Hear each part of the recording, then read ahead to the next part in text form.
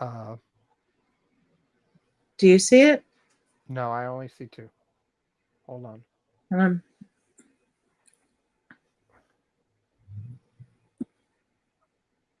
I don't know what that was you were trying to show me. Oh, you were taking a picture.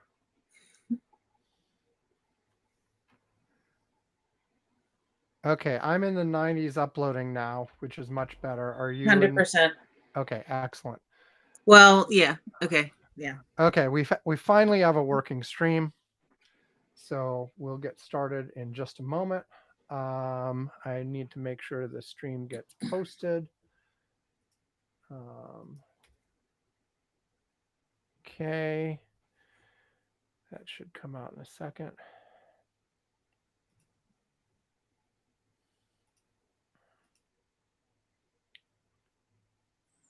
There we go. Boom. Make sure that link goes to the right place. Yes, it does. Okay. Finally. Okay, I am going to start by. Oh, well, I guess your extra little thingy isn't hurting anything. So, unless you want to get out of it and get back in, It's you. yeah, but it's not because I'm not really there. Anyway, Well, let me see if I leave and come back because it's also I still have the uploading thing. It says 100%, no, that's fine. but it's across my Oh, thing. wait, It's not up you in the have that corner. one. Okay. And Uh, okay, try what you need to do. Go ahead.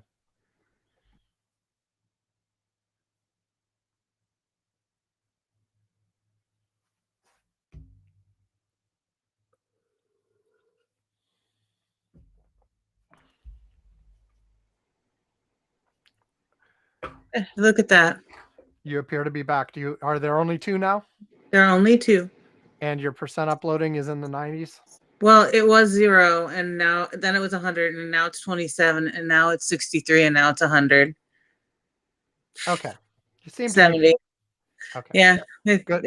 Good enough. Yeah. Okay, so I will start by playing the same break that I broke when I recorded the last segment. At least I think it is. I might have clicked the wrong one. But anyway, I'll do that and then we'll come back in from the break. Okay. Oh, here we go. You're supposed to say do, do, do. Do, do, do. Alex Amzela! Alex Amzela is awesome. Its videos are fun. And today, once again, we have one of our most loyal subscribers here to tell you how awesome Alex Amzela is. I'd say on a rate from 1 to 10, Alex Amzela is awesome at, I don't know, 37, 82. He's pretty radical. His videos are phenomenal. They're full of creativity. And they're so funny and exciting to watch. Wow, what happened to your voice then, Amy? Was that Dad pretending to be you because the audio was distorted when it really wasn't because I told him to? Yes! Good job on remembering, Dad. Do, do, do! Okay, we are back. And as promised, I do now have my wife, Brandy Donaghy, who, as I mentioned, state representative, Washington State, 44th Legislative District, all that kind of stuff. I did want to finish up before we get to Brandy, and I'll say hello to Brandy. And we've sort of decided we're going to do like one segment with like Washington State stuff because we do have her here as a state rep, and then one segment on national-ish stuff. But I had talked in the last segment. I talked about Stuart Udall, and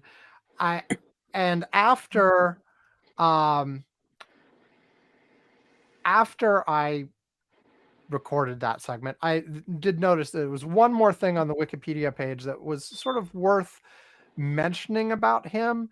And it's just that him and his brother Mo, which apparently my grandfather and grandmother on my father's side knew both of them to some degree.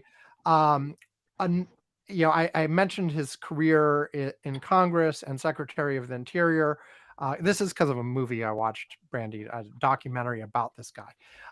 Anyway, apparently they were also known, like before that, for helping to integrate the University of Arizona cafeteria.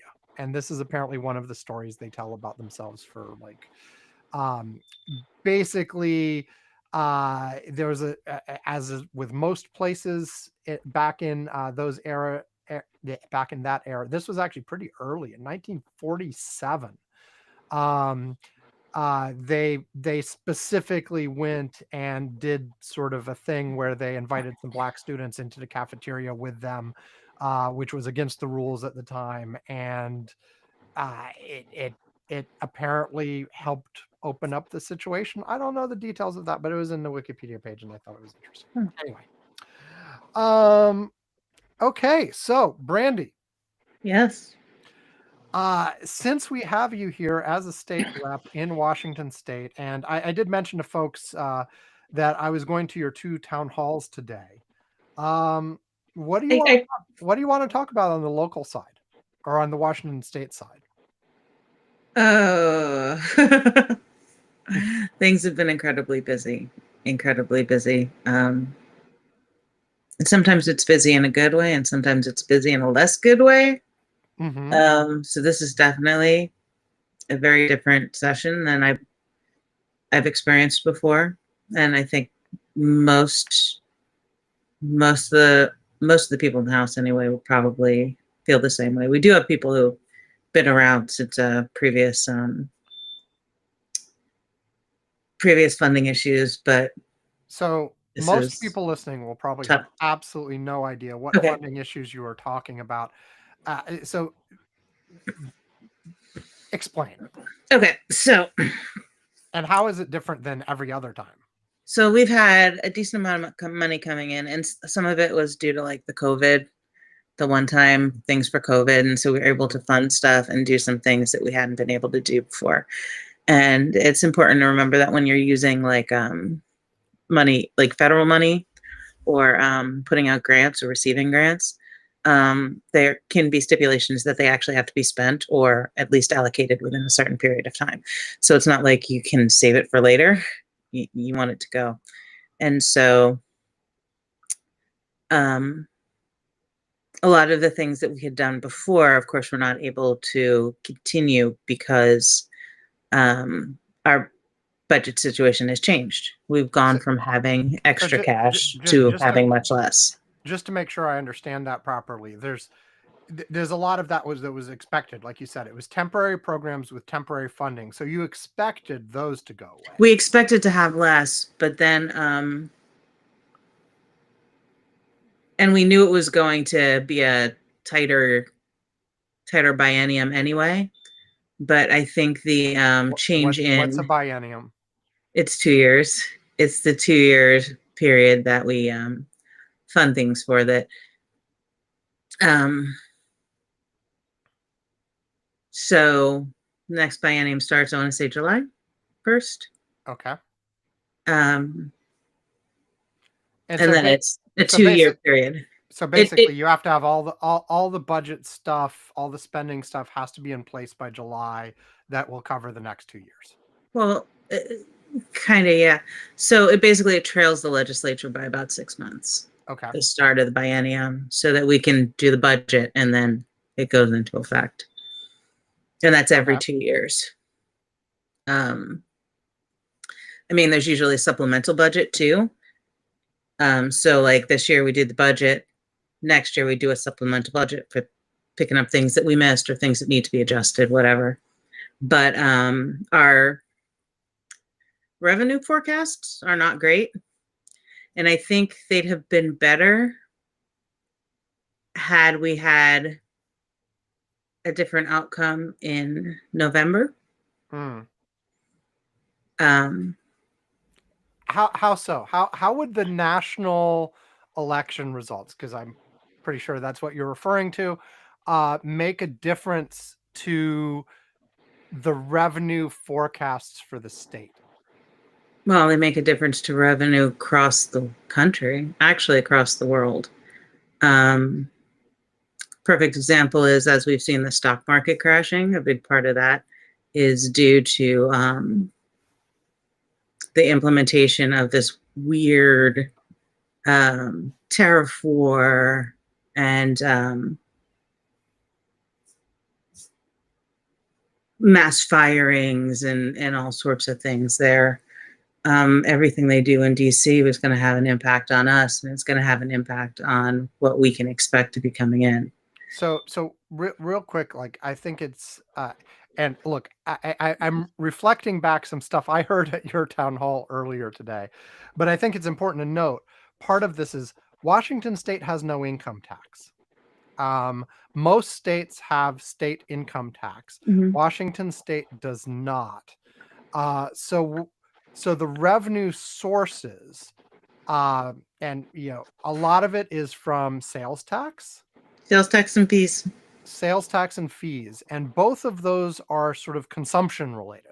Mm-hmm. So if people are out there spending, you get more of that. If they're not, then those decrease. Is that? Yep. Pretty much. So basically, unlike a state with income tax, Washington State and there are only a couple more. Like Florida has no income tax, but a couple more. I think, is it just the two? I forget. I don't know. I can look it up. I know those two don't, but like most states have income taxes, and in those cases, you'll see a reduction if people lose their jobs and such. But just a regular slowdown of spending is probably more impactful for Washington because there's no income tax, right? Yeah. Okay. So sorry, tangent or additional explanation that I thought would be helpful. Okay, continue. You're translating for me again. No, but I think that does have an impact on our economic forecast. We saw some changes because of inflation and that kind of thing. But I mean, one of the things that inflation did was, or the inflation was a byproduct of keeping us out of a recession. So and a lot of still sort of post-COVID adjustment stuff was still going on as well. Yeah, because I mean, the world was about to spin into a recession. Honestly, I think at this point, unless things change in DC, we're going to go beyond that this time, which will be very bad. But so revenue down, and then costs for doing things up because of inflation. Yep. So you're sort of, so the state's in a revenue pinch, or in an out of balance budget pinch, and you have to do stuff about it, right? Yes. And I want to say it's $12 to $15 billion. And you said, this is a biennium kind of thing, happens every 2 years. You were here 2 years ago too, but this kind of issue wasn't a problem 2 years ago. No, I mean, there was, I think there may have been a little bit less, but it was still, it was a different time. Okay. That's the easiest way to put it. And so this is like the big theme of the legislative session this time, is all surrounding this crisis. Sort of, I guess I would say yes, but also, I mean, it's where we are, right? And financially, the money that has to come in, the money has to go out. But there's also that big piece of unknowing about what's happening at the federal level, whether or not we're going to get funding for schools, which is about 8% of the funding for schools here comes from federal government. We have lots of transportation projects that have federal matches or federal funds, grants, all sorts of infrastructure things that are partially funded by the feds. And we don't have a realistic understanding as to whether or not that's actually going to happen. So, and if it does happen, if they just claw it back once they give it to us. because they've apparently done that too. So and that potentially makes the infinitely issue, worse. yeah, because you Now, have a shortfall anyway, and then potentially you're losing even more revenue that you're expecting to happen from the feds, but may not. yeah, and Washington's what you'd call a donor state, I believe. Mm-hmm. We actually send more to the federal government than we receive back from them. Now, just to be clear on that, because I've heard a couple people in other contexts talk about, like, what happens if donor states just withhold, but it's not the state itself donating, right? It's just No, it's the federal people in income the tax. state It's federal income tax from all the people in the state and the So it's not, businesses.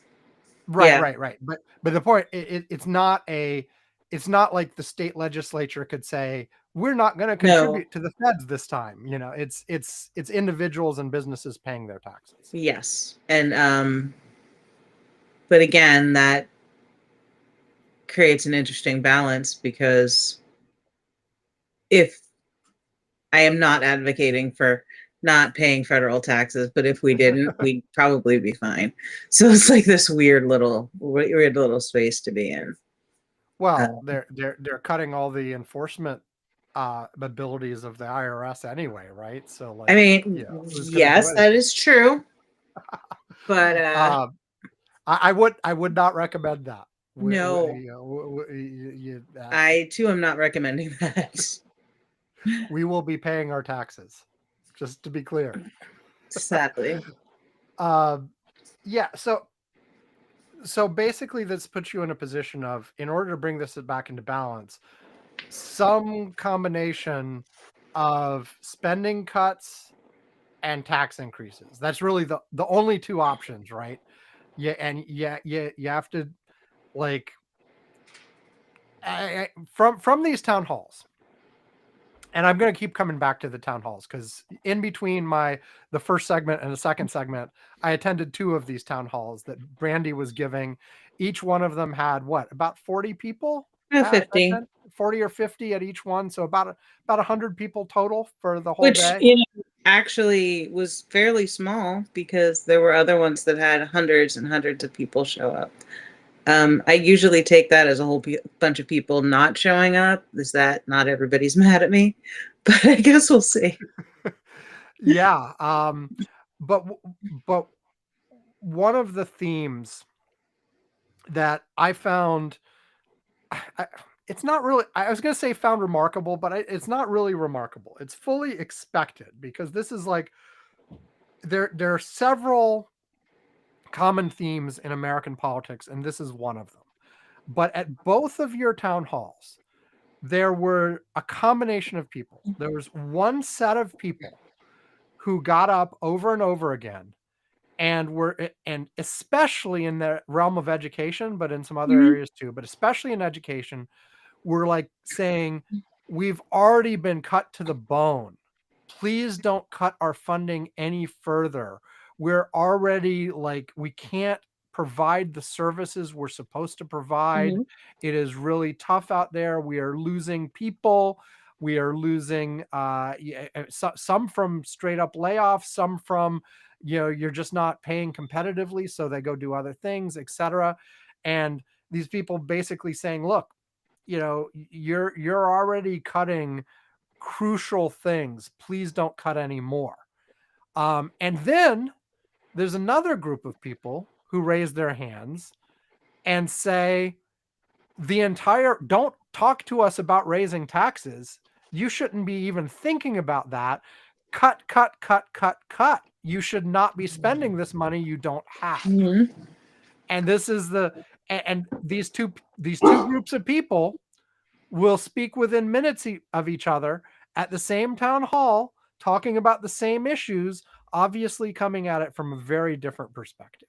Yeah. Well, there's a couple things, right? One is that I don't people see that the budget is large, right? But I don't think that they truly understand that the vast majority of the money that we start with goes to just like operations and maintenance.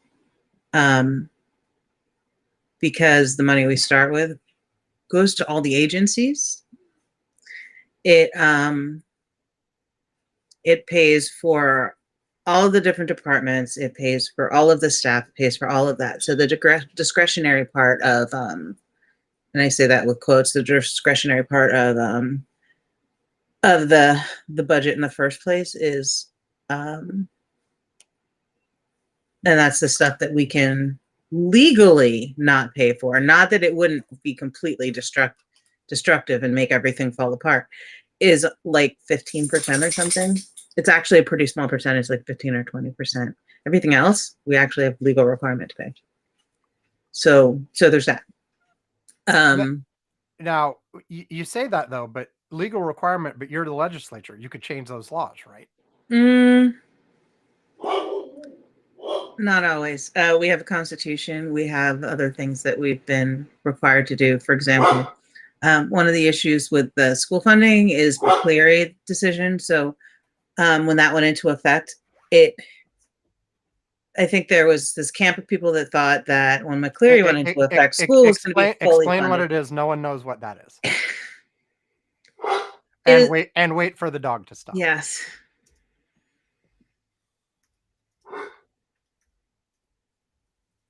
It was a court case. But basically what it comes down to is we, as a state, are required to fully fund education. The definition of fully fund education is where it gets tricky, because it'll be like, maybe it'll cover the books and the teachers, the certified teachers, but not the office staff, not the custodial staff, not the food, not the building. There are all sorts of people that are things that are not actually caught up in what's considered fully funding education. So by adhering to the decision in McCleary, you would think that everything's getting taken care of, but it's really not. And then we have that secondary piece where the way the school budgets are set up is that the state pays a chunk of about 8% comes in through the federal government. And then levies are actually part of the operating budget of schools, those levies that people vote on. That's basically local taxes ends up being paid by local. Yeah, but that's when the levies fail. That's why they have to let go of a bunch of people. Right. Because that's actually part of how the school funding is done with the levies and the bonds. So I lost track of where we were because it's late. But we have you were responding to my comments about like half the people are like don't cut anymore and half the people are like you need to cut more. Yeah, but I think McCleary, with the way that came out and some of the adjustments that were made, actually put school districts in a worse spot than they were before. So there's that, and that's part of the issue with especially the teachers talking about school funding, is because the shift made things worse for a lot of schools, not better. And we knew that was going to happen, by the way. We knew it was going to happen. But it was a court order. So backing up a little bit, that was in response to you saying, there's a certain amount that's legally mandated. Yeah. But how do you respond in general to like this clear bifurcation with the people in the audience at town halls and presumably the people in general that are your constituents in terms of what they're demanding? I mean, and this is clearly like related to the general partisan divide, but not 100% aligned with it.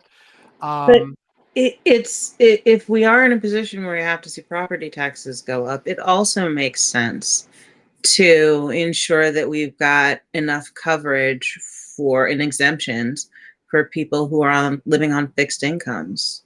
older people who are retired, people who are disabled. I'm a So firm wait, believer. you're talking about the revenue side now. Like, so No, I'm talking about both. I think okay. that if we're in a situation where we have to raise property taxes, we also need to look at that situation from the angle of those who are living in fixed incomes and such, and actually start to make it more exemptions for them, to expand the exemptions, to ensure that we're not pushing people out of their homes. I think all of the stuff that we need to do has to be balanced. But that's still like you're talking the revenue side. You're saying if we have to increase taxes, we have to make sure we're structuring it so that it's not hurting these people. Yeah. But also on the cut side, what do you say? Like, on the one hand, you have people saying you've already cut too much, and then you've got people saying you haven't cut enough. How do you square that? What's your take on what's going on with that? I think kind of want to say that both are right to an extent. It depends on where you're looking. Okay. But Explain. I'm sure there are places where we can make some cuts that would be less devastating. But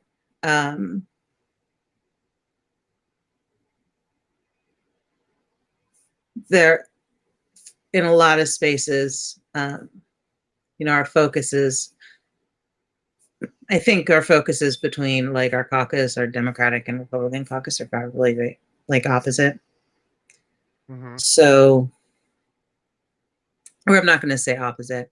A lot of them care about making sure people have access to healthcare. They care about making sure people have places to live. They care about making sure people have food to eat. But they also represent areas that tend to be a lot more,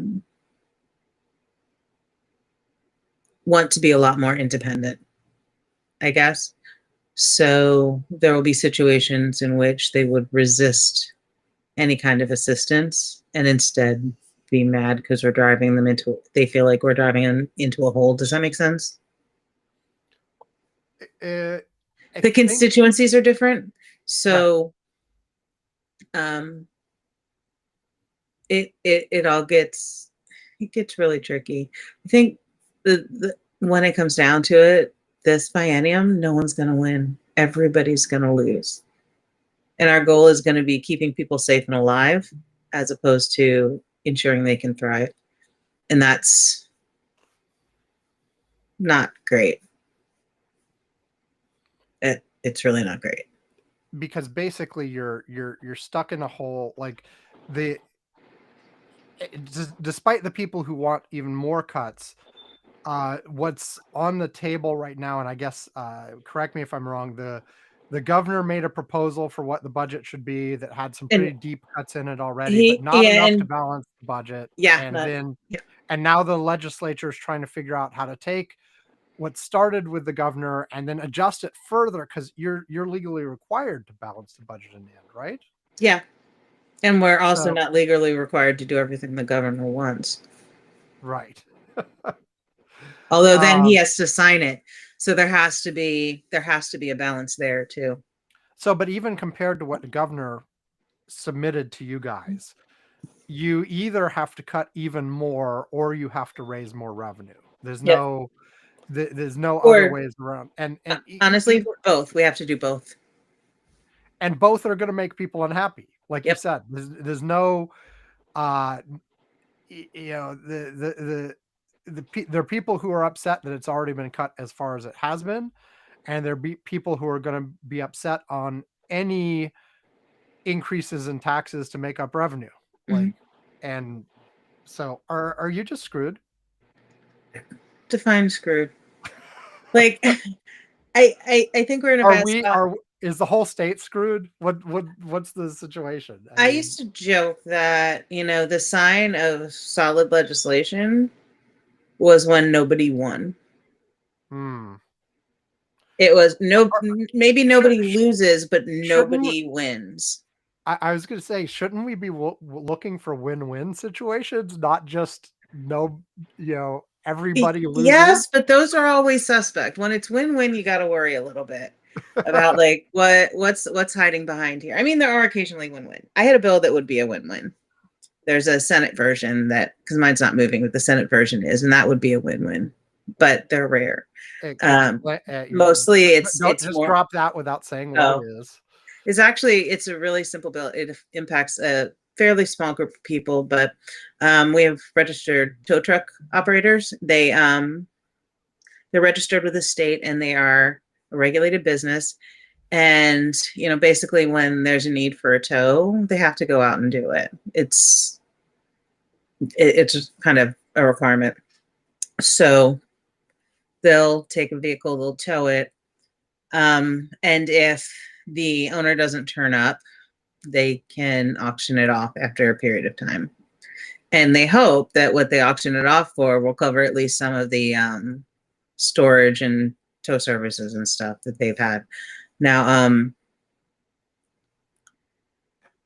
there are plenty of people who are living in their vehicles, or plenty of people who do not have the money to get their cars back from impound when they've been towed.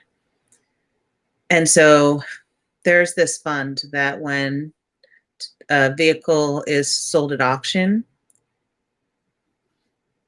if the amount made at auction was more than the cost of the tow truck services, the towers would be able to get paid with that income there, and then whatever remains gets put to a separate account, and it's the excess funds account. So my bill would say that when there's money in the excess funds account, when somebody who is indigent has their car towed, they can attest that they do not have the funds to be able to get their car out of impound. Or if they live in their vehicle, they can be like, my vehicle is my home. And if there's money in the excess fund account, it allows the tow truck drivers to get paid for the tow plus release the vehicle. Okay. And it's an excess funds account, so it's not filled by the transportation fund or the general fund. And it ensures that tow truck drivers actually get paid for their work when there's funds available. And you said your version of this bill is not It's moving, dead. but there's a Senate equivalent that is? Yeah. Okay. So, and that's what matters. No, I mean, in this case, that's what matters, because it'll help keep an industry functional. So back to the budget. It's just going to be bad. Everybody's going to be unhappy. Nobody's going to be happy. And are we going to get a situation where Democrats are all blamed for this and of course end up losing some traction next election? Or is it enough time before the next election that this will be the last thing on anybody's mind by then? Well, I think it depends. We don't have any certainty about the federal situation, so how that plays out is going to have an impact. For example, they're talking about rating Medicaid or Medicare. If that happens, there are going to be lots and lots of people who are going to be sick, who will probably die. And there are lots of people who rely on that for healthcare services, particularly in states that supported Donald Trump. If he cuts everybody's healthcare, and they also mess with Social Security, it looks like they will. I don't think we're going to continue to see so many people say, oh, well, this is just part of the plan, but it's going to get better. We're going to have a bunch of people who are really struggling across the country. And that's actually going to be really hard on blaming on anybody other than who's responsible. Now, if those kind of national things do hit, is there is there talk of like state contingency, like the state having to step up and do stuff? But like with all the budget stuff you just talked about, how? Yeah, the states don't have money. It's just the same idea. They're talking about eliminating FEMA and that states should take responsibility. But part of what FEMA does is it helps organize and direct funds to where they need to be. So we don't have the infrastructure for that because FEMA's been there and we don't have the money to build it up. So again, there are going to be states that actually are much, much worse off because of the actions of the federal government. And I think that can definitely have an impact on where we end up. Because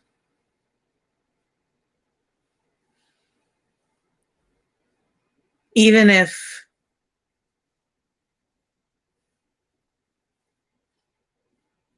people believed when he said he wouldn't do these things, once he does and they're hurting, it's going to be hard to justify continued adoration, I guess. I guess we'll see on that. Yeah. I mean, there are going to be people who think it's wonderful all the way through and keep making excuses. But I think a lot of people made the choice they did because they wanted to believe him. Yeah. And if he directly does this, then that's going to be an issue. And, our focus is really, it's keeping people alive, it's keeping people safe. And that needs to be our goal. So for those states that are able to do that better than others, I don't know. I think it's really going to depend on how things come out, whether or not we find ourselves in a recession or even a depression, and how many games the federal government is going to continue to play with economics. Okay, so I mean, I love my job and I'm usually really cheery about it, but this is really hard. It's because it's a struggle to make sure people have what they need, let alone get what they want. Right. So just it sounds like the mood this session is just entirely different than the same time 2 years ago, for instance. Yes, it's very strange. Like even the new representatives are like, this feels really odd, and it's like, yeah, this is really odd. And so people who haven't been here before know it's out of character too. So that's really interesting. That's how marketed it is. So obviously the big theme has been the budget stuff. And anything else you'd like to highlight, either from what's going on in Olympia these days, other than the big budget crisis, or things specifically to call out from your town halls today?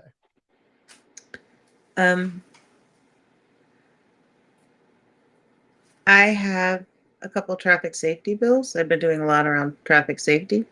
Okay. And I have a couple traffic safety bills that are useful. One uses sound to identify vehicles that have been modified for racing. Okay. And the other one would increase the age that young people are required to have driver's training before they get their license. Okay. How are those doing?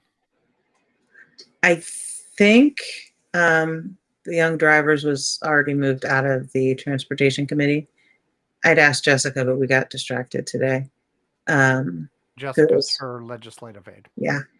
And then the other one has a hearing coming up in a week or so.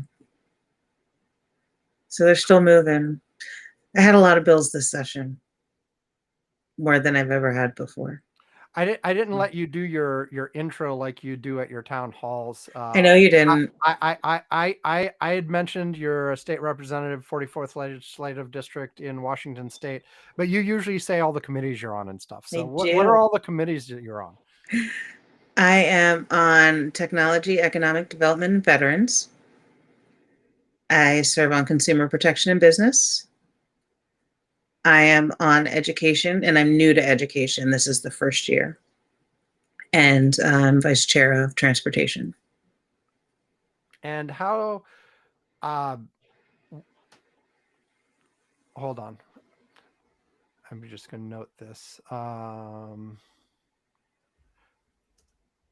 There keep being noises behind you. Do you know what they are? Like it sounds like water running or a fan or something.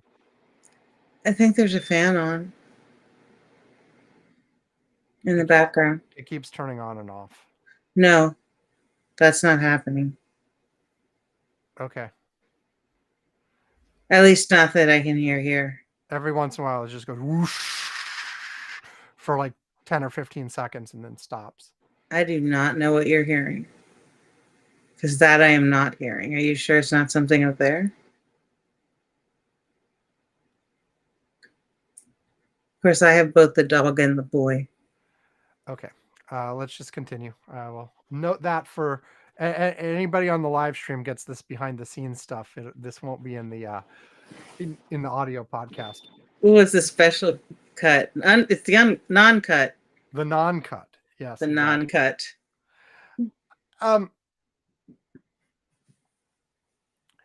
So, okay. Of those committees, like why? How did you end up on those committees? Were you are they things that are of particular interest for you, or were you just assigned, and what do you like best? What do you like least? So the way people are assigned to committees, they're pretty careful. They have a certain number of Republicans, a certain number of Democrats on them. So shifting people around is necessary when you need to move people from committee to committee. So when I started, it was the middle of the term. And so because it was the middle of the term, I think the goal was to put me on some of my predecessors' committees to make things easier so fewer people had to shift around. So that's how I ended up on transportation. And at that point, I was on housing and what was innovation, community, economic development, and veterans.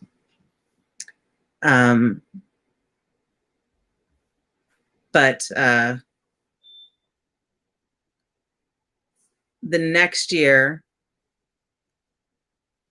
I was assigned based on what my choices were, which happened to be transportation.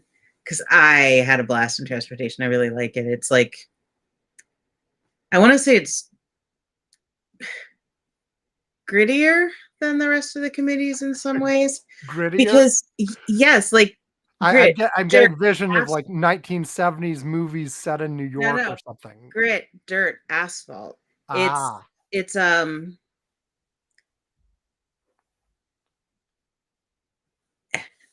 I like the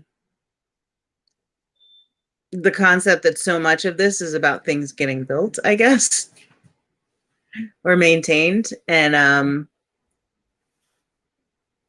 there are so many different areas of it. I find it all fascinating, the engineering and everything that goes into the work that's getting done. So the other piece we're talking roads, bridges, trains, ferries, that kind of stuff.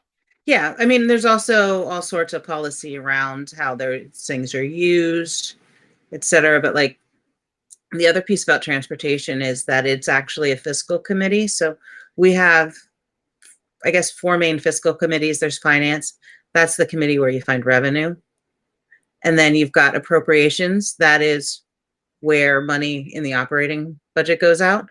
You have capital budget. That's where money in the capital budget goes out. And then transportation has its own budget. And so you've got both the policy and the budget in the same place. And what I like about that is that we're able to not only look at whether or not the policy is good, but also weigh the cost of it, and weigh the ability to fund it. So all in one committee. So in other places, you may have something go through its policy committee and everybody there understands the policy and why it needs to happen. Then you may have it go to appropriations after that. And then it almost separates the policy from I think it makes the policy further away from the costs. Like you don't have that same expertise, I guess. Does that make sense? Mm-hmm. So that's why I enjoy transportation. I get a real kick out of it. Is that your favorite? So here's the thing. I really like all of them. Innovation, community economic development, and veterans is now technology, economic development, and veterans. And so they've got that tech side, so data privacy and all those pieces that go with it, as well as stuff for veterans, which I also really like. The economic development I do find interesting, but it's the technology and the technology, tourism, and veterans pieces that I really enjoy about that committee. And then consumer protection and business. I have a business degree. It actually gives me the opportunity to learn use some of what I learned. And then it also handles some real estate aspects, like some aspects of real estate. And so having experience there too, it's also useful. And then education's new. I requested either education or environment and energy, but I would have loved to do both, but they're at the same time and I can't. And I don't think I can actually fit another committee into my schedule anyway. So that's why the 4. One more thing before we take a break and switch to national stuff. 2 town halls today. Mm-hmm. What are your general thoughts on those kind of interactions, the town hall interactions? What are they good for? What are they not good for? Do you like them? Do you have fun? They're not great for really, really in-depth policy-heavy conversations, but I really like them because I think there's this idea that we are hard to reach and that we are not available. And I really believe that it's very important that we are, right? Like legislators be available to the communities they serve, because it's a service position. It's not a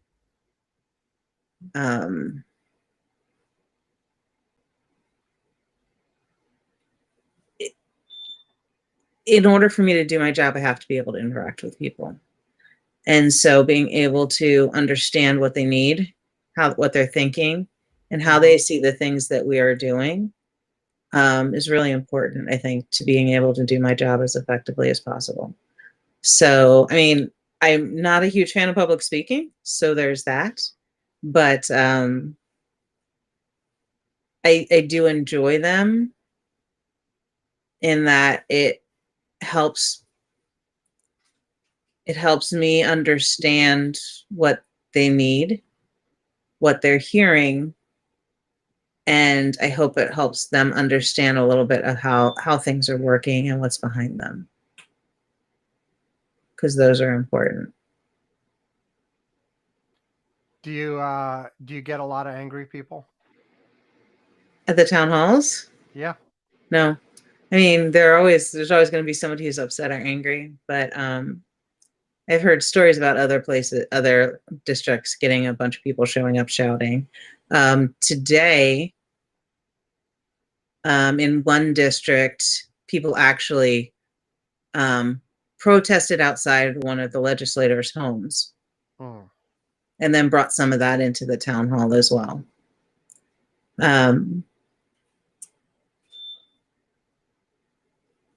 And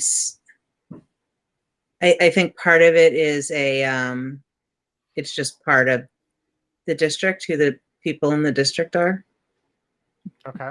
I think that's probably a big piece of why maybe we don't see that. It's not that people in the district care less or more. I think it's just the different groups of people do things differently. But I typically don't get angry people. I also make it a practice to listen to everybody and actually, value their positions. And again, I'm not suggesting other people don't do this, but I think I represent the entire district. That means everybody in it. And I have a responsibility, even if somebody doesn't vote for me, even if maybe I don't agree with everything they stand for, I think we can always find common ground. And so being able to demonstrate that, I have a child trying to crawl onto my lap. Being able to demonstrate that, I think, also helps. Okay. And any other Washington State stuff you want to throw in here before we move on? I really like Washington. That's okay. it. Okay. Very good. Okay, well, let's take a break. And then when we come back, maybe I'll get your thoughts on some of the national stuff. You've already touched on it a little bit in relation to Washington State stuff. Because it's all connected. Yeah. Yeah. Okay. So I also have your daughter behind me. Oh no, she's gone. I'm waiting for everybody to be quiet before I. Alex has left the room. Okay. He's followed his sister. Jetski looks like he cares that they left, but not enough to move. Okay, here's that break. Okie dokie. Here it comes. It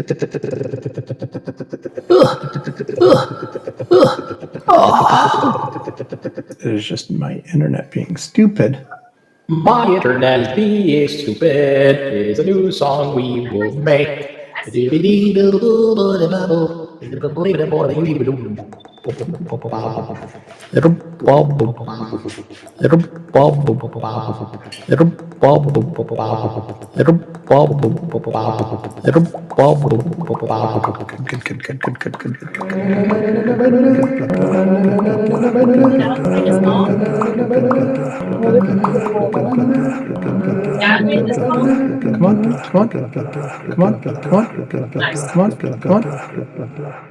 I'm tired. What's wrong? I'm really tired. It's amazing. Show on the road. There's a road? There's a road? Oh my god, there's a road! Okay. There's a lot of noise behind you. Ma! I'm gonna wait. And Amy just yelled, "Mom, what?" Yeah. Can I have you?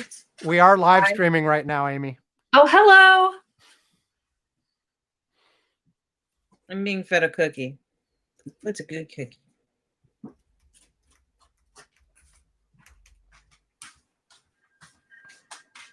Tell me when you're ready to start. I need somewhere to put my cookie. In your mouth. It's a big cookie.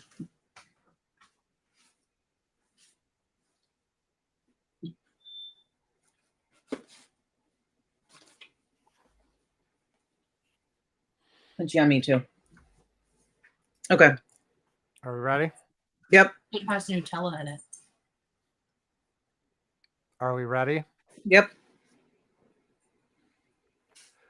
Okay, we are back. Did you enjoy that break? I was enjoying your facial expressions during the break.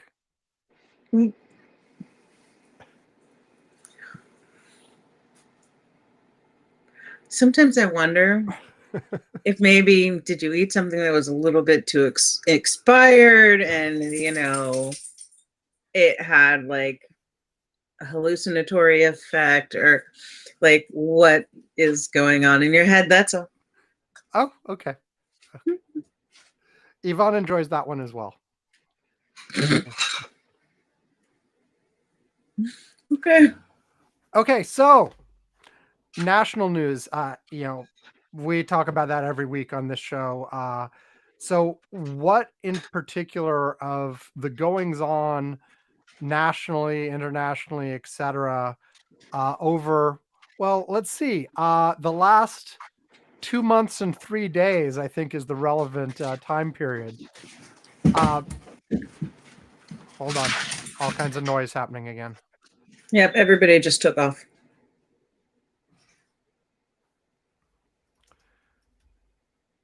Okay. Okay, so I guess what, 2 months and 3 days is the relevant time period here. What particular things are you like hankering to talk about on the national scene, and your thoughts? So there's this movement. It's like 50-51. 50-51? Yeah. And it's like groups that they'll do protests, 50 states, same day, every Okay, month. wait, hold on again. There's all kinds of noise still happening behind you.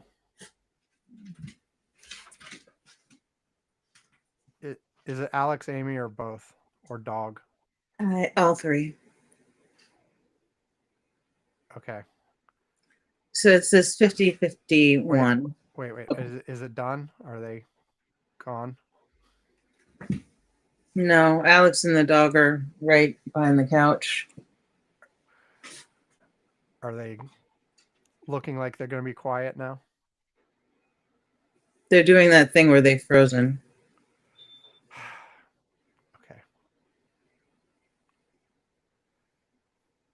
Okay. Okay.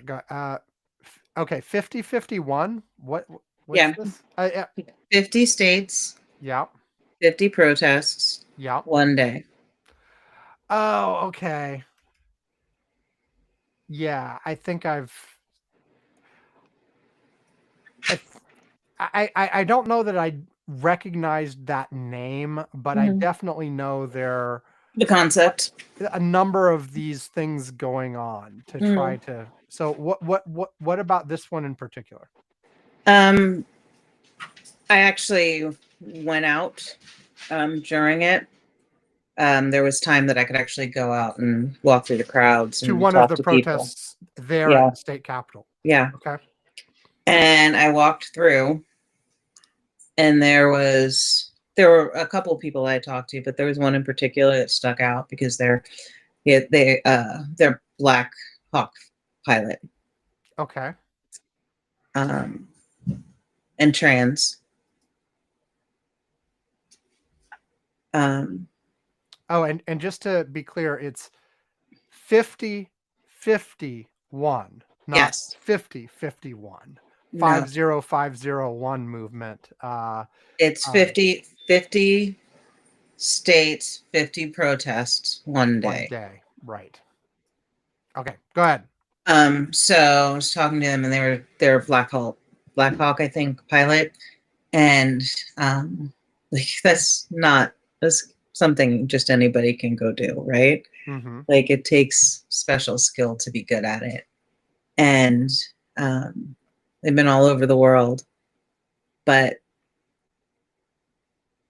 because they're trans, they're being transitioned out of the military, and I know that since then there was a requirement to put a stop on it, but fundamentally I think that's the kind of thing that has been sticking with me through all of this. Specifically the anti-trans stuff. It's not just the anti-trans, that's a problem, but to me it's the direct attacks on specific groups of individuals by the administration, on veterans, federal workers in general. It's federal workers. 30% of federal workers, almost a third of them, are veterans. and, making more huge cuts at the Veterans Administration that ensures less efficient and less effective services for vets. And then also you take into account there are more vets working in VA than the other agencies. It's just like an attack on veterans, because we're not useful to the administration anymore, because they can't take us and throw us at other places, like when they want to start a war, right? Like, we're done. So we don't have value to them anymore. We're not useful. And that's something that's been really standing out to me. Or, removing all the pictures of and information about military members of color or women in the military, removing the top officer at the Coast Guard because she was a woman. These aren't just random slashing. These are deliberate attacks on specific groups of people. So yeah, like the latest one of those that I heard was B. Arthur, Mm-hmm. who was before she was a Golden Girl, Mm-hmm. she was a Marine. Mm-hmm. And that's one of the web pages where information about that got purged. Now, I have heard administration people saying that this is actually malicious compliance from employees who've been told to remove DEI stuff, and so are intentionally looking for sort of high profile ones to remove that'll make them look stupid. Maybe. But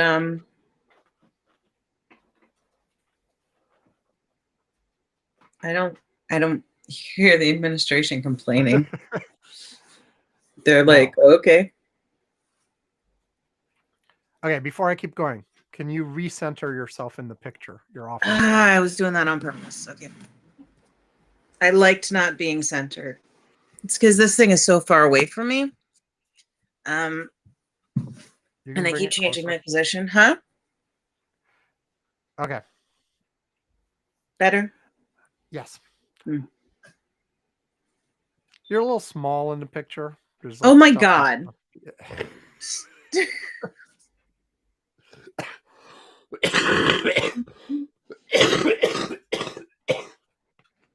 Hold on. That was lovely. Was that even better? Oh yeah. Okay.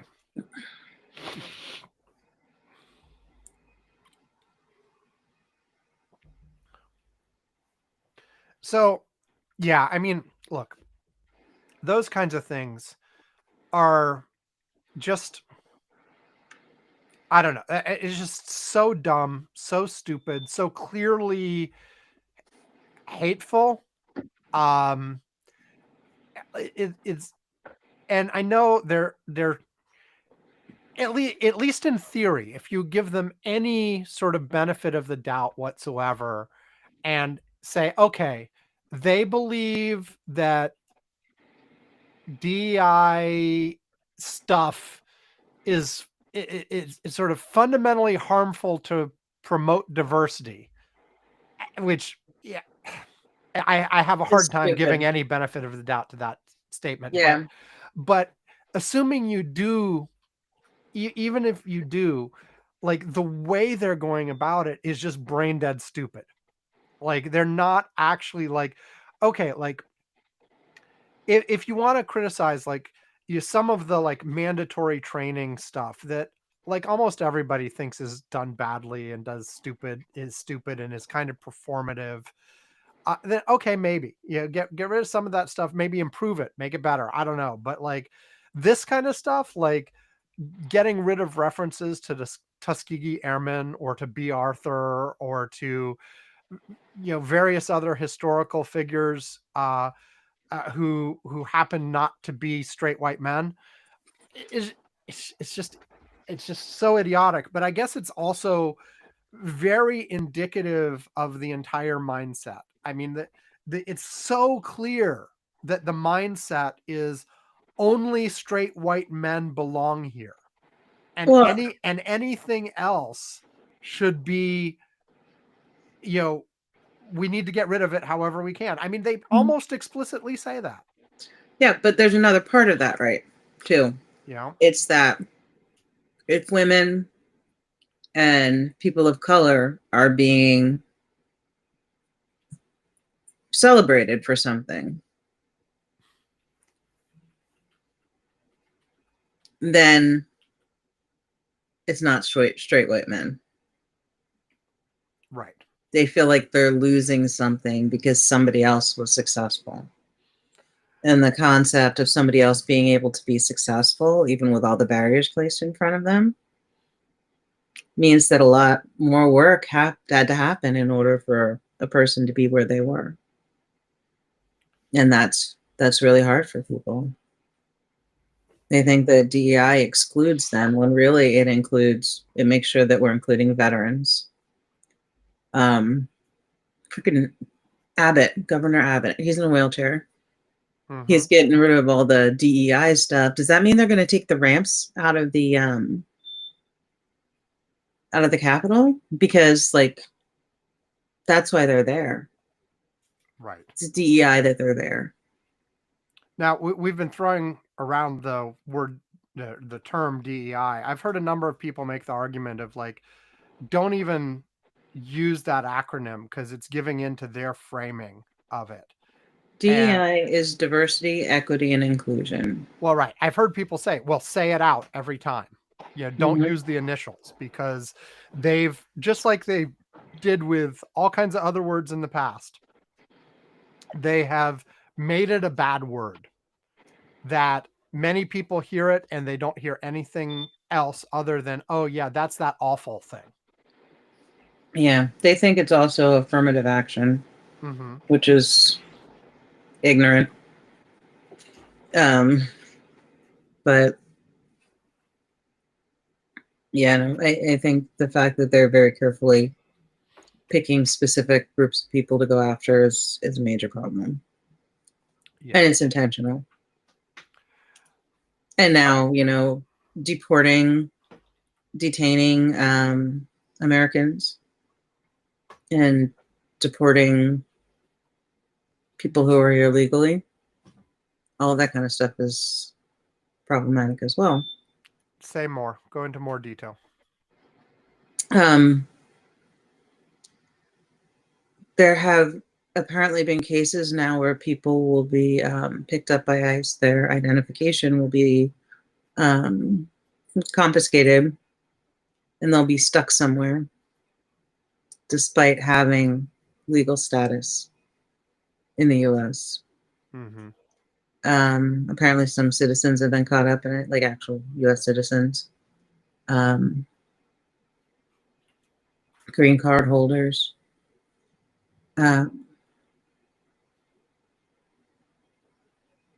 Because it's typically not about looking for people who are here illegally. It's typically looking to get people who are here who are Black or brown gone. Although what I found interesting, I think you're absolutely right. That is the focus. That is what they are. That's the fundamental goal, is they don't actually care about white Christian straight immigrants. They be perfectly happy with more Swedes or whatever. However, despite that, because they're pushing people so hard on numbers, presumably, and people are just trying to do whatever, there have been numerous cases in the last couple of weeks of people from Germany, people from England, people from various other places. The actress from American Pie, she was detained for 2 weeks. Right. I mean, and we're talking, non-brown people Yep. are getting caught up in this anyway. Yep. Non-brown, not non-trans, because they're specifically targeting trans people for immigration stuff as well. But so all kinds of people are getting caught up in it. I saw that several countries who are ostensibly our allies have been updating their travel warnings for the U.S., telling people, like I think Canada put out a warning saying, "Hey, be super, super careful about like timeframes. Mm-hmm. Like if you're going in and it's you're legal for 30 days as a tourist or whatever, be damn sure you're home before the 30 days expires." Yep. Because you may get caught up with this. I've seen warnings from places in Europe saying if you're trans, now is not a good time to go to the United States. Mm-hmm. And various other places that are saying, hey, look, maybe you should reconsider travel to the U.S. And the thing is, just because somebody has a visa to come here, even if they do everything right, they don't have to let them in. And they don't have to let them stay. Right. I mean, technically anybody who's here in the U.S. is actually covered by the Constitution. They have those constitutional rights. Well, But they're trying to work on that.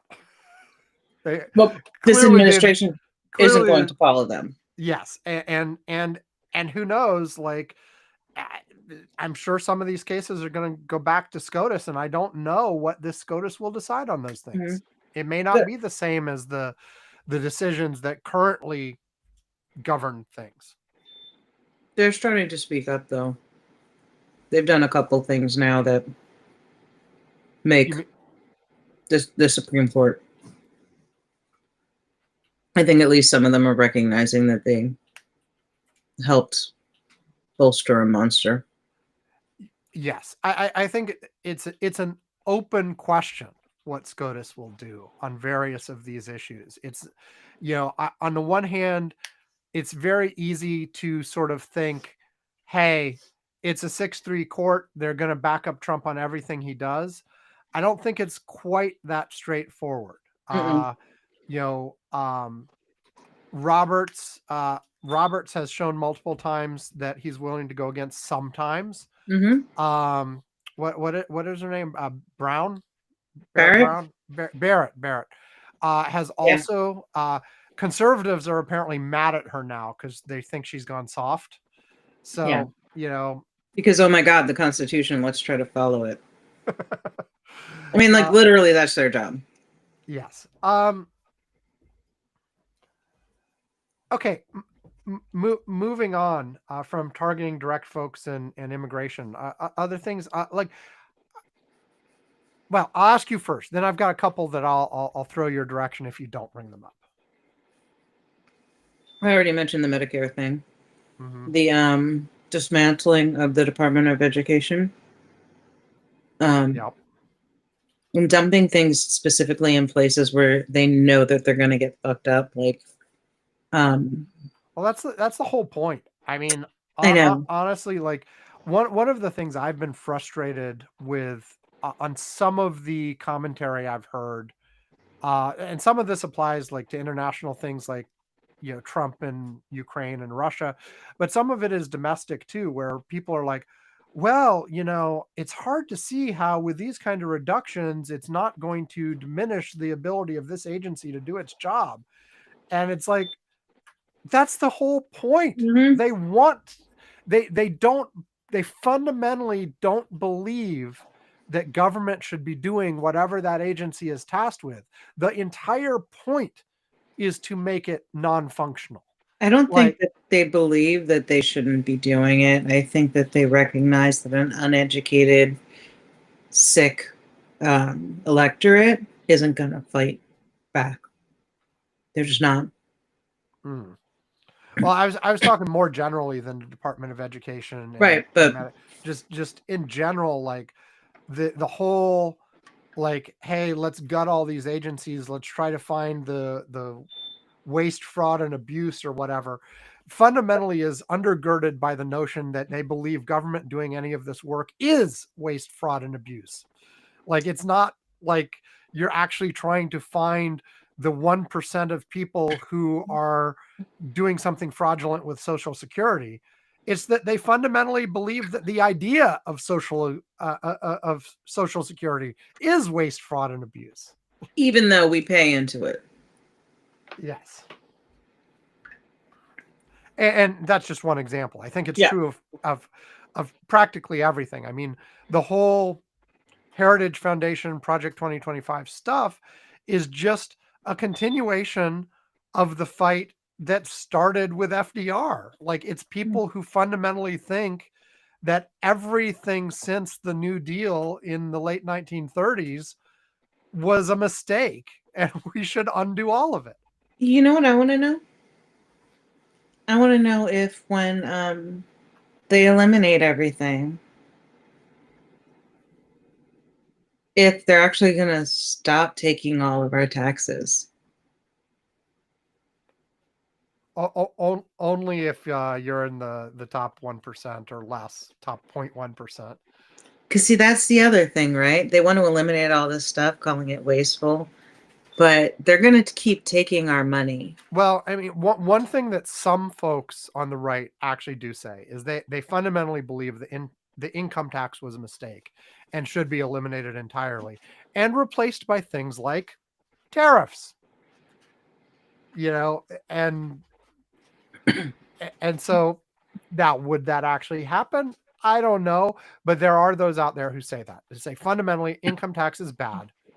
We should have other forms of where we need taxes. It should be other forms of taxes. They particularly like tariffs because I don't know, the other countries pay for them. They don't, but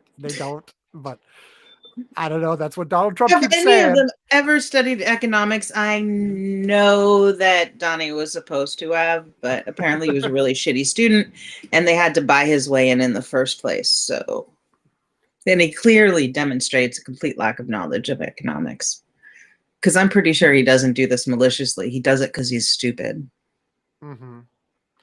Well, yes. I mean, he's definitely stupid. He's definitely like last person who talked to him is what he does, these kinds of things. However, he's also just incredibly self-interested. And I think everything comes down to, does it help him personally? Mm-hmm. And that could be either that the policy helps him personally, or just that advocating for the policy helps him personally because of who else might like it. Mm-hmm. And I think in very few cases, if any, is he making any sort of evaluation in terms of what will this policy do in terms of the greater good or anything like that. I don't think that even crosses his mind. No, he doesn't care. Okay. A couple I'll throw out for you, and they're sort of related, so maybe I'll merge them together.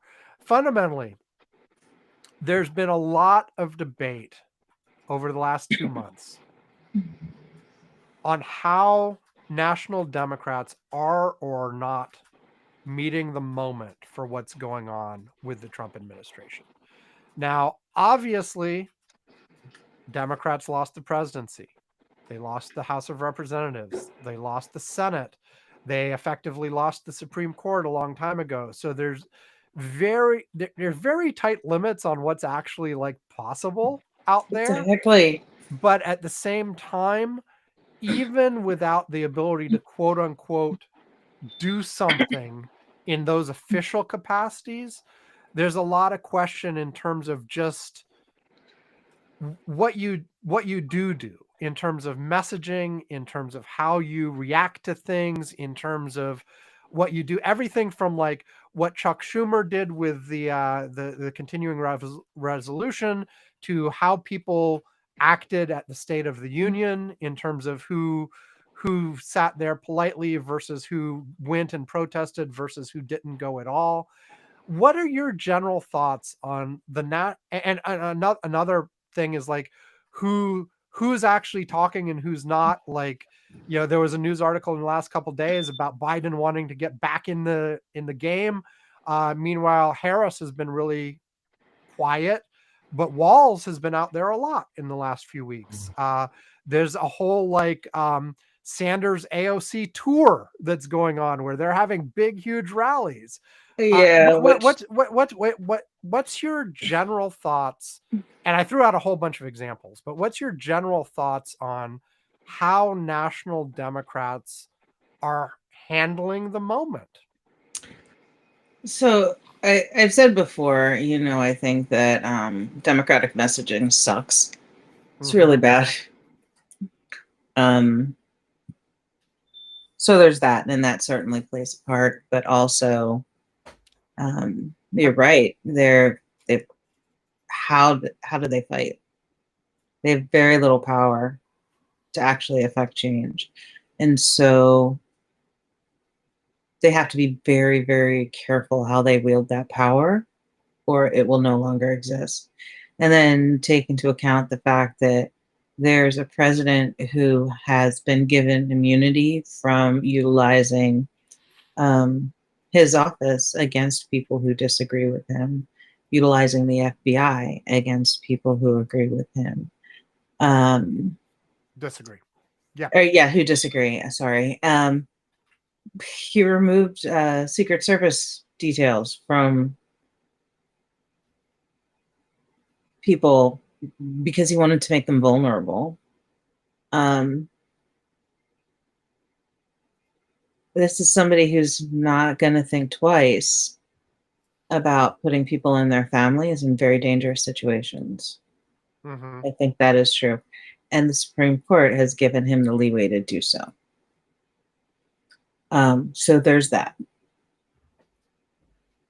I do think a lot of people are out there speaking. They're just not always speaking to who is expected. Like, there seems to be this whole thing where, well, where are the Obamas?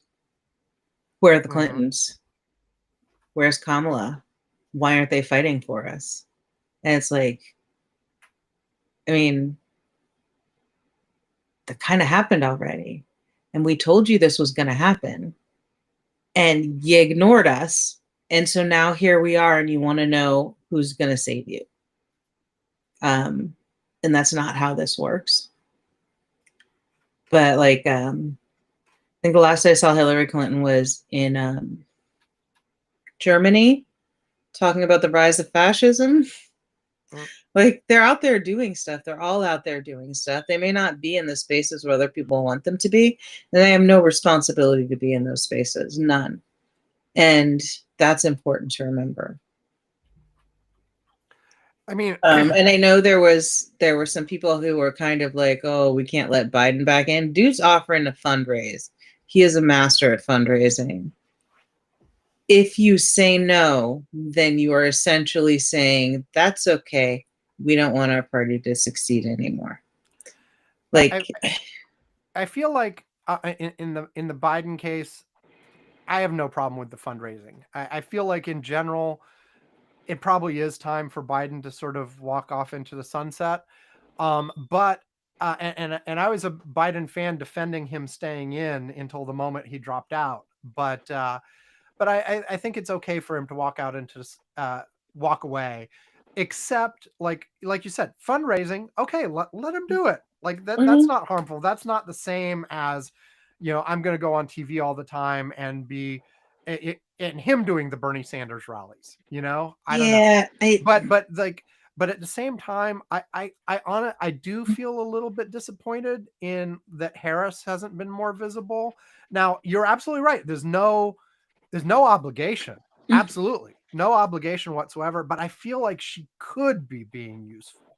She could be doing some I told you so's. Well, she could be, but nobody even has a right to that. I mean, when it comes down to it,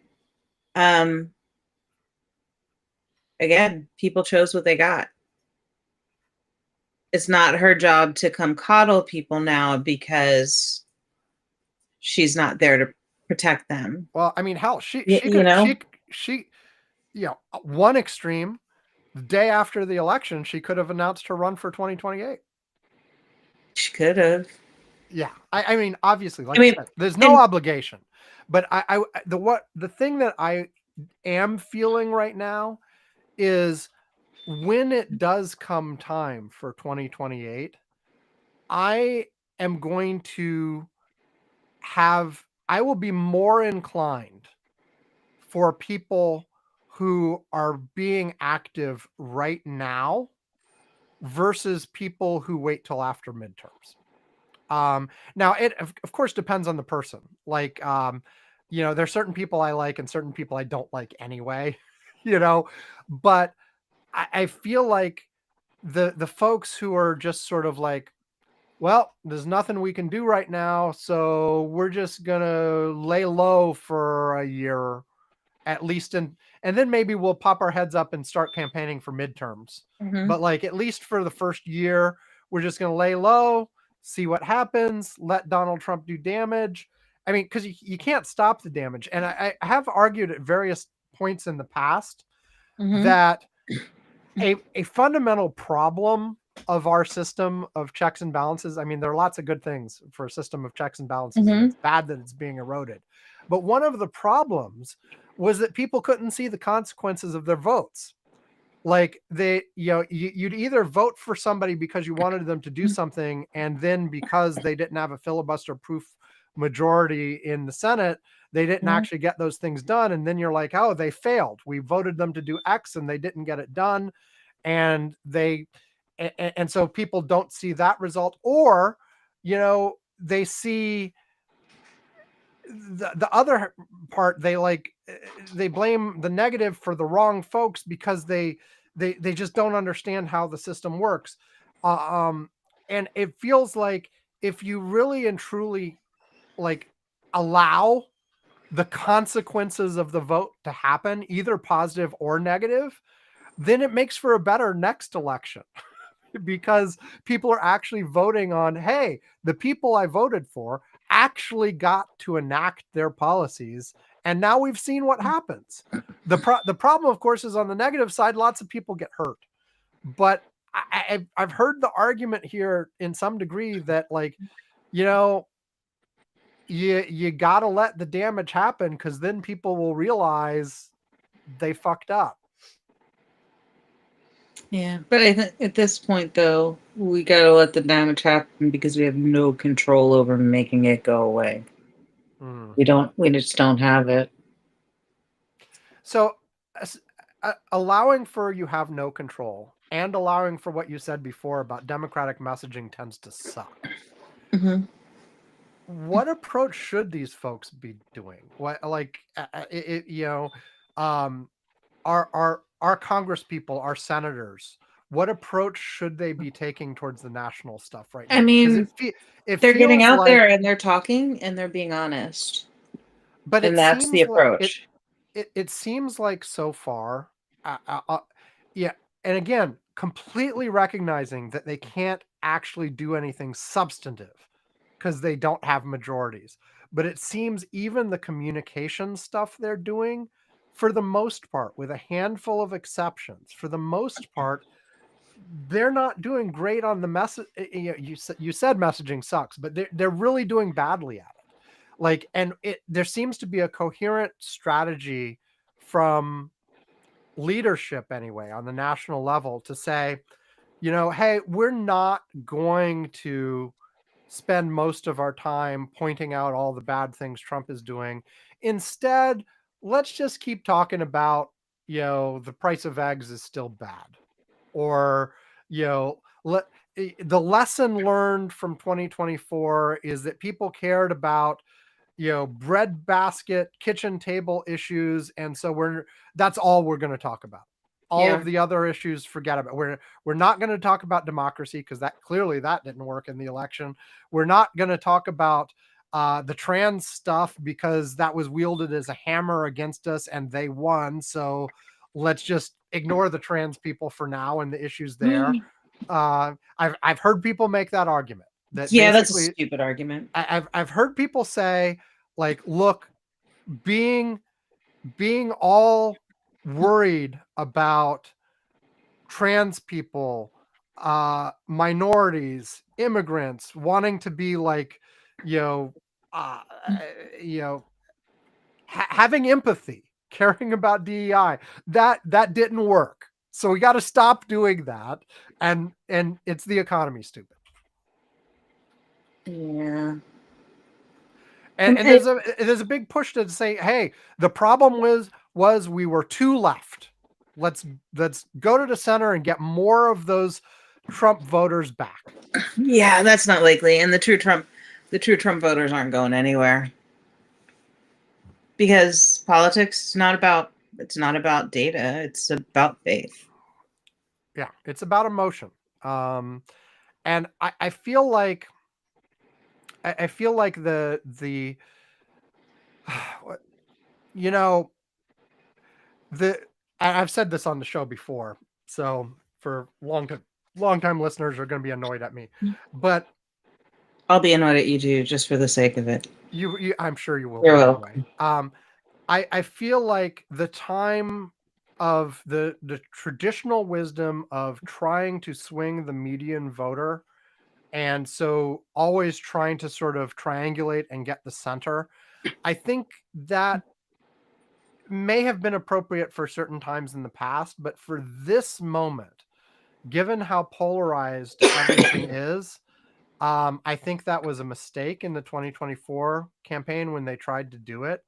And it really is about motivating your base and getting them out there and making sure, like, there was a poll out from, I think it was NBC in the last week, talking about the approval rating for the Democratic Party as a whole had now dropped below 30% nationwide, which is the lowest it's ever been while they've been tracking these things, and is lower than Donald Trump, lower than the Republicans, but that's not the problem with those kinds of polls is they often aren't accompanied with why. Because while certainly some of that is going to be, oh, the Democrats are too far on the left, some of it is, from what I've seen in other polls and just the general zeitgeist that's out there, is a lot of it is, okay, you guys lost, but you're acting like losers. Start actually acting. I mean, and yes, they are. It's the whole, why aren't you doing something? And it's like, what do you propose is done? Because I think the thing that people are looking for, because I think most people recognize they can't actually do anything in their jobs. They're looking for them to look upset, look passionate, be like leading demonstrations and stuff, not just sitting back. Like, I think there was a lot of frustration for just like, the State of the Union thing, the 10 Democrats that went along with the censure of the one guy who stood up and protested. That was weird. Things like that. I think I see them doing things like, okay, the people who showed up at the State of the Union but held up little signs or T-shirts, they're like, that's just weak and silly. Like, the guy who stood up and then made them escort him out, that's more like it. Like, and did it accomplish anything in the end? No. Nope. But it's a bit more demonstrative, and it's a bit more, okay, you're showing us you're with us. You're showing us you feel the same level of anger we do. I understand that, but I also recognize that it's not always useful. Like, do you think you're alienating more people than you're gaining when you do performative things like that? I think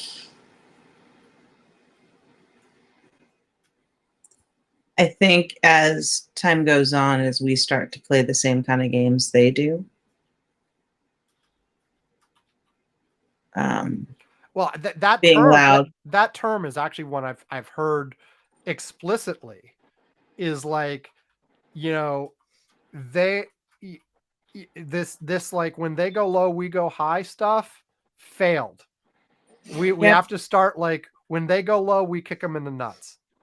Yeah, but here's the thing, then that makes us no better than they are. And that's what differentiates us. Having more compassion, caring about people, being the better human beings. That's what differentiates us. And if we take that away, then we're no different. So do you feel happy with how the National Democrats are handling it for the moment, or do you wish they'd be No. doing something different? What do you think they should be doing different? I honestly don't know that there's anything they can do right now. And so saying you need to be doing this thing differently doesn't work. And honestly, I don't know enough about the politics and how it works there. Like some examples that have been thrown out. I think we're pretty much at the end. There's like one or two stragglers, but like people mentioned, hey, on confirmations that the Senate has to do, why aren't we a unified no on everybody? Instead there were a couple. I mean, they have the votes to pass them anyway. So Yeah. you know, So so what do I would do the performative no, and make them take do every procedural thing in the book to slow it down and make it take as long as possible, that kind of thing. what I would have done is I would have saved my no for the ones I thought were the most dangerous. Well, that's essentially what happened, right? Like Yeah. like Rubio, Because if you just say no every time, nobody Rubio cares. was like essentially unanimous. I think he got like 99 votes. And then, but like the unanimous Democratic opposition came for things like RFK Jr. and Hogarth. And I think even those might not have been perfectly unanimous. They were close. But you know, if you do it all the time and you do it the same way all the time, it has no value. You don't get credit for it anyway. Yeah. Because people will still be like, you didn't stop it. Yeah, but you didn't stop it whether you voted for it or against it because they don't have the power. Right. So yes, they could be performative and vote no every time, but I think the message it sends a clearer message when you're holding out for the ones that are the problem. I think, rather than just doing the same thing over and over again.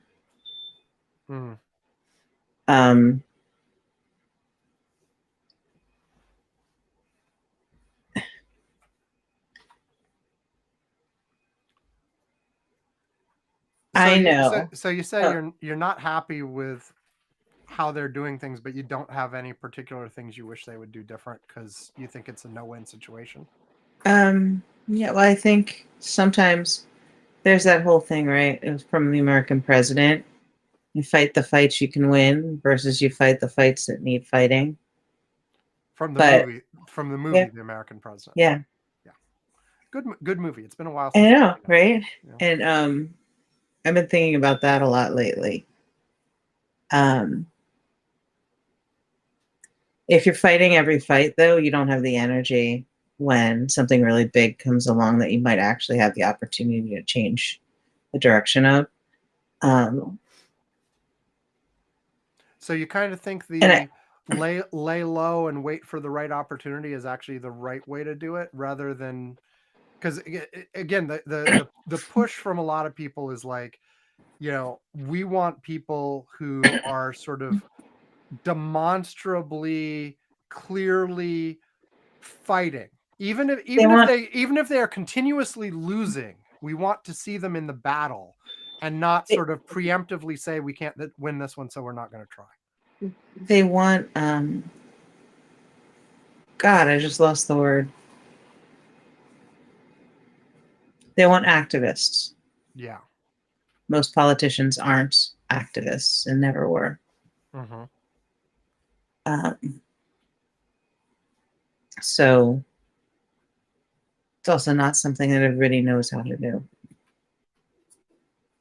And so they think like politicians and they strategize and they do the thing that will have more of an impact when they do it every once in a while instead of all the time. Yeah, because I think that the activist identification contagious there. Hold on. I think the activist identification is correct there. I mean, like, there are clearly people hankering for like democratic leaders, whether they be elected leaders or non-elected activists or whatever. They want to see them like protesting and getting arrested and beaten and like just the Yeah. performative, like, it was just the anniversary of the whole Edmund Pettus Bridge thing. They, I think people are hankering for that kind of activism right now. And you're right, it is an activist thing, not necessarily something you expect of elected officials, but I think people are hoping for some of that. And even for the elected officials, it's like, I think the thing that really rubs people the wrong way is we know we can't win this one, so therefore we're not going to try. See, and the other thing is, I don't think there's no trying. I think it's just not public. Mm. I think they are. But that's the thing, that like if you're talking about the general electorate and the general world of, They don't see that. they don't, yeah, because No. if it's not public, they don't see it. And Yeah. you've got a lot of, especially in the younger generations, you see a lot of people who are like, they won't associate themselves with Democrats. They may not like Trump, but they won't associate themselves with Democrats either, because they think of Democrats as weak and feckless. Yeah. And this is marketing. This is not about what they actually do. This is marketing. Mm-hmm. Like I said.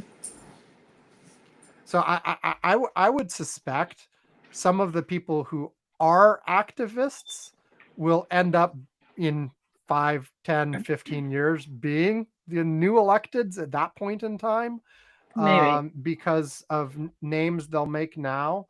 But I can tell you though that people who go from activism to policy, like don't to always do well. politicians, don't always do well because they expect to be able to make Radical change quickly. radical changes, but don't take into account that we are working in a system that was not made for us and not designed for people like us to be a part of.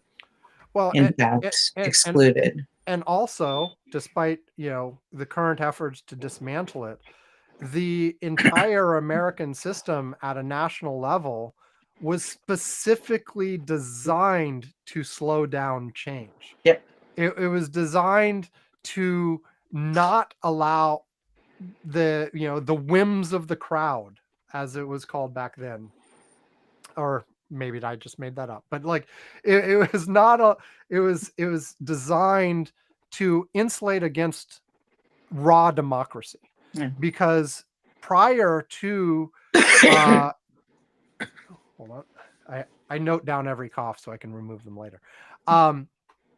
Because prior to the American experiment, democracies were known as a system that always failed, because you would always end up in a situation at some point where the hoi polloi would vote themselves all kinds of goodies, and it would go bankrupt and it would get corrupt, and it would, it's a cycle that happened over and over again. So the American system was specifically designed with all kinds of choke points and checks and balances that were specifically designed to insulate the system from the raw popular will and slow things down and prohibit concentration of power, all of this kind of stuff, which someone like Donald Trump is trying to get rid of all that and allow himself to have monarchical power again, but have have unrestricted power, and we'll see. But yeah, it's intentionally slow. So yeah, I can definitely see how the activist mindset and the sort of actual governance sort of one hits the brick wall of the other, and that can be frustrating. But at the same time, it's a big reason for people's disillusion right now, is that they feel like, it doesn't matter who you vote for because nothing good happens no matter what. Yeah. I think that we're going to see some interesting changes in the midterms. Yeah. Well, I think part of that depends on Assuming they how- happen. Yes. I mean, we got a year and 3/4 left to go, but It's like forever. I think approximately. Did I do the math right? Anyway, it doesn't matter. Yes. Um, Mostly. but that's gonna. But certainly with the current direction, you got to think like Donald Trump has been doing unpopular things since January 20th, and doubling and tripling down on them. Mhm. And at some point, that Yeah. has to, like, as much as people talk about. I'm sorry. I was gonna warn you, but I couldn't. As much as people talk about how much of a disaster the 2024 election was for Democrats, it's because we have a winner take all system, essentially. It was really close. The Democrats actually gained ground in the House. They only lost a little bit in the Senate. They just barely lost the presidency. And I continue to believe that if the Harris campaign hadn't shifted tone in mid-September, they could have still pulled off a win. It was really close.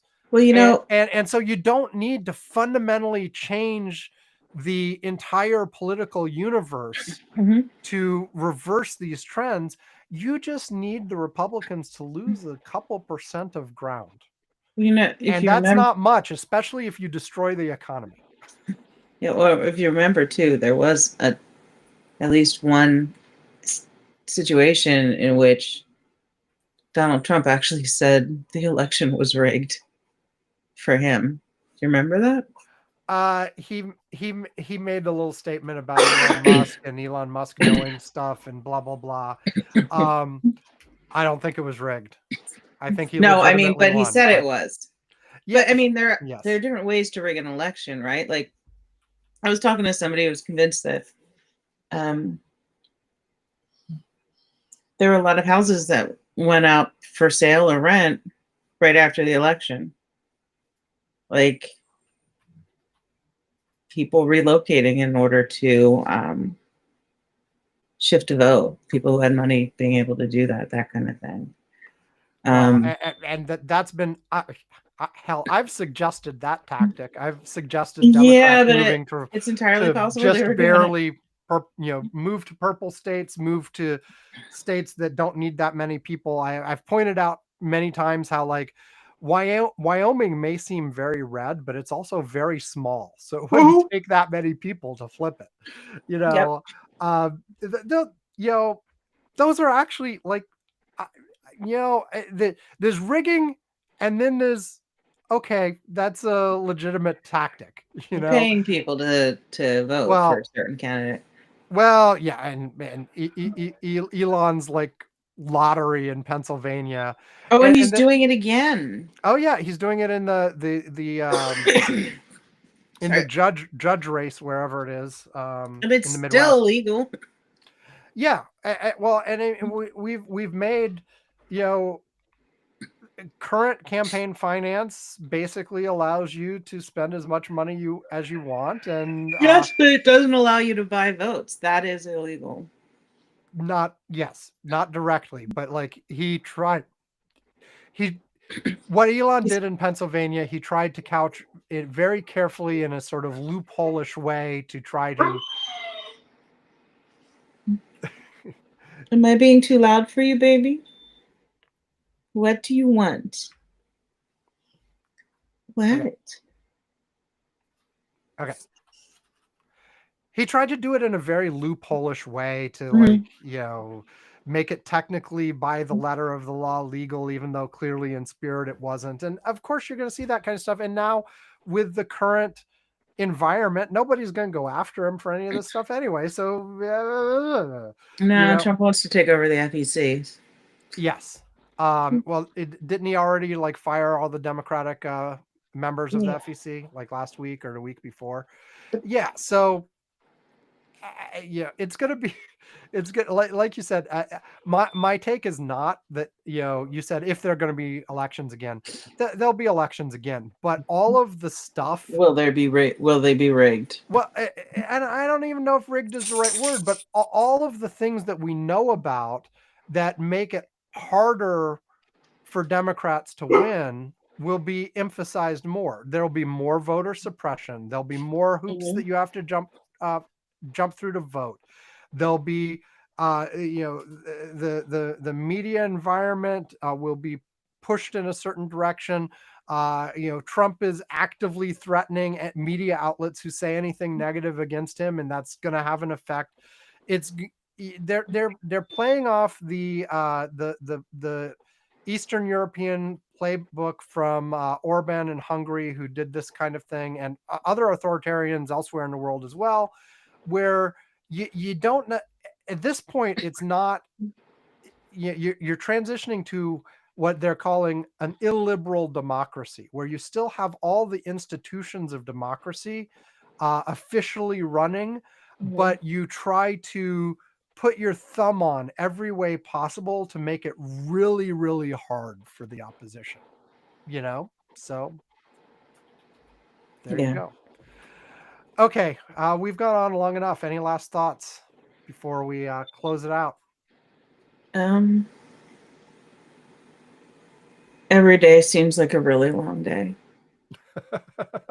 And then also every day seems like a really short period of time. Right.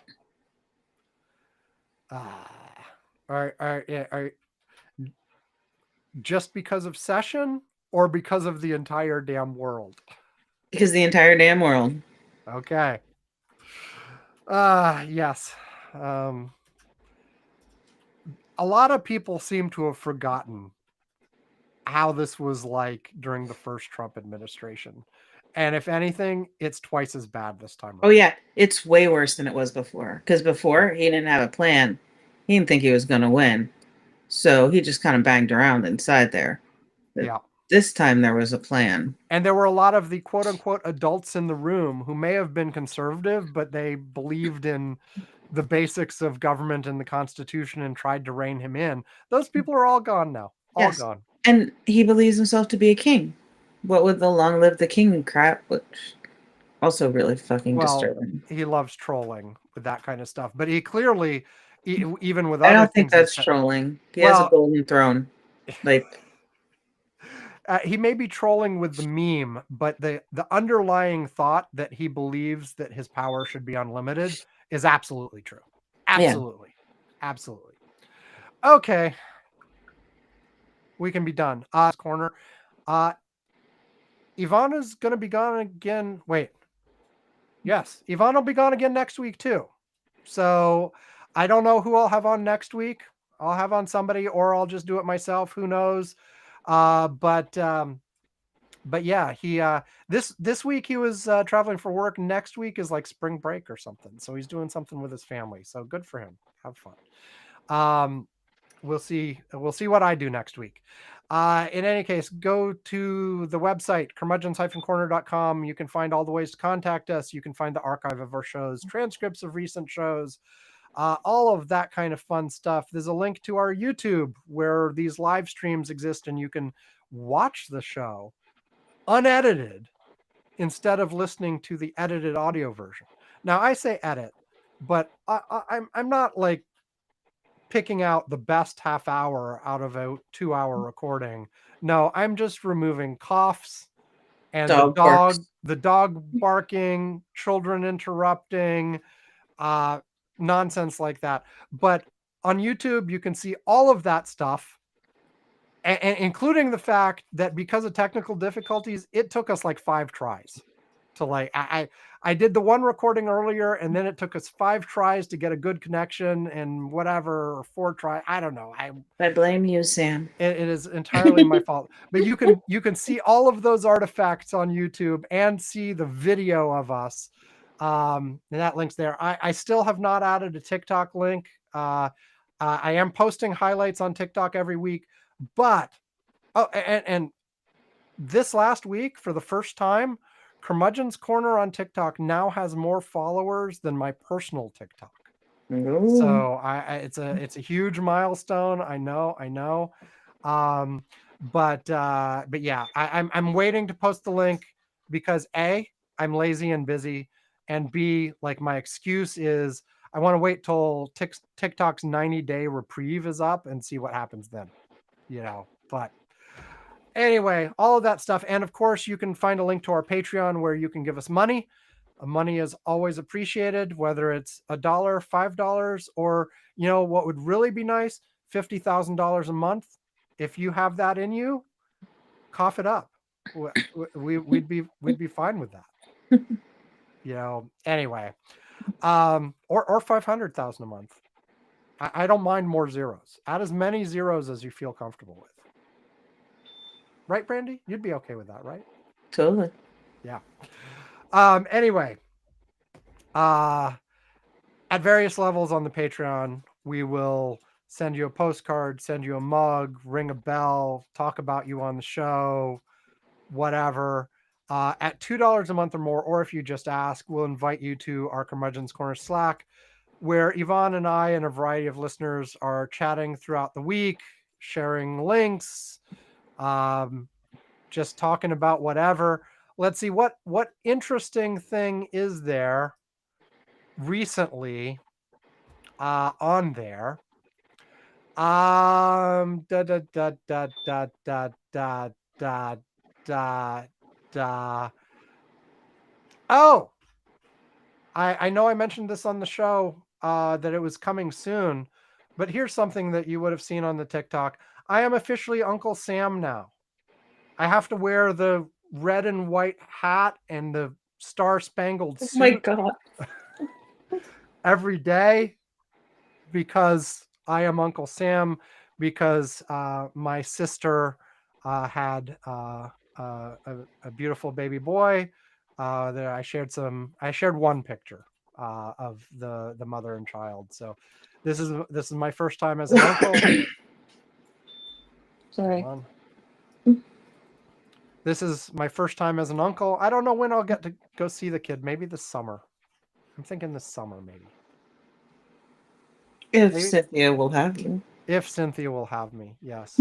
So anyway, that's my highlight from the Slack this time around. Okay, everybody. Thank you for joining us.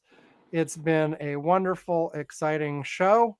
I will send out my usual email to potential co-hosts, but if you're listening to this and you have not co-hosted recently and you are interested in co-hosting, and we've at least had some contact in the past, so I know who the hell you are, go to curmudgeonscorner.com, use one of the contact methods, and let us know you're interested. And maybe I'll pick you. Maybe I won't, but maybe I will. So contact us. And if I haven't ever heard from you before and you're listening and you get to this point, contact us anyway, just to say hi. But I probably won't say, yeah, come co-host if it's the first time I've ever heard from you in my entire life. Just being honest there. So anyway, that's it. Thank you, everybody. Goodbye. We'll talk to you next week. And thanks again, Brandy. It's always great having you. And I'll come downstairs and see you in person in a few seconds. Sounds good. Bye, everyone. Say goodbye. Goodbye.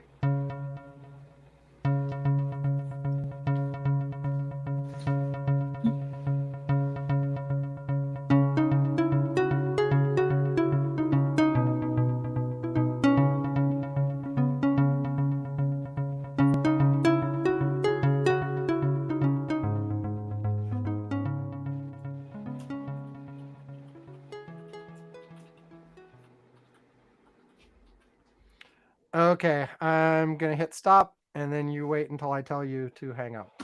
Okay, hitting stop.